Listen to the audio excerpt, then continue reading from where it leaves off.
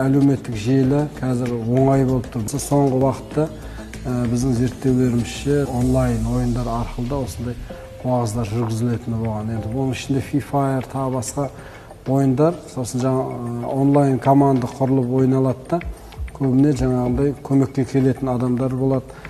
Соларға дәрігерлік көмек көрсетеді. Мен жеке ойнап көрген адам ретінде айтып отырмын. Сіздің дәрежеңіз көтеріліп, анадай көмектескен кезде сізге айтады, сосын жазасыз рахмет деп. Қайта-қайта көмектескеннен кейін сіз қарыз сияқты болып қаласыз.